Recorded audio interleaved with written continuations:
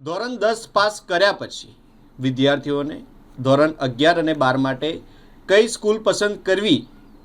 તે વિશે એક મૂંઝવણ રહેતી હોય છે। ત્યારે આ માટે અલવી બોહરા જમાઅત દ્વારા એક વિશેષ વિદ્યાર્થીઓને માર્ગદર્શન મળી રહે તે માટે કાર્યક્રમનું આયોજન કરવામાં આવ્યું હતું, જેમાં વિદ્યાર્થીઓને ધોરણ 11 અને 12 માટે સ્કૂલની પસંદગી તેમજ તેમના ભવિષ્યને લગતા માર્ગદર્શન કાર્યક્રમનું આયોજન કરવામાં આવ્યું હતું, જેમાં તેઓને વિશેષ માર્ગદર્શન આપવામાં આવ્યું છે। બરોડા સાયક્લોપીડિયન ટીમ દ્વારા આજે સવારે આજવા રોડ સ્થિત વોહરા ક્લાસીસ ખાતે એક વિશેષ ટોક યોજવામાં આવ્યો હતો, જેમાં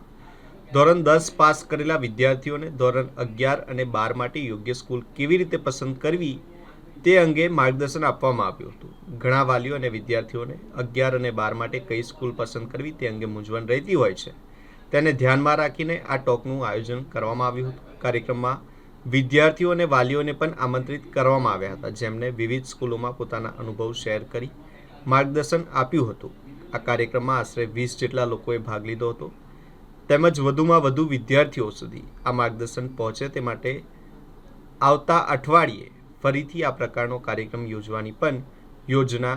કરવામાં આવી છે।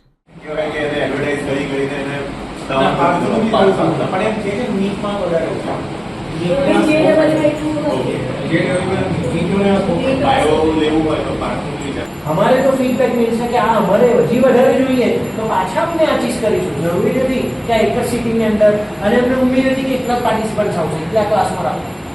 નહીં તો વધારે પાર્ટિસિપન્ટ હોય તો કોઈ અમને હોલમાં કે એ ચીજની અંદર રાખવું પડે। એટલે મેં વધારે આપણો વખત નહીં લઉં, આની અંદર જે ગાઈડન્સ આપનાર છે અને ગાઈડન્સ લેનાર છે બરાબર કોઓર્ડિનેટ કરો અને કોઓર્ડિનેટ કરીને અમારો એક જ મંશો છે આપના બચ્ચાને એજ્યુકેશન બરાબર મળવું જોઈએ,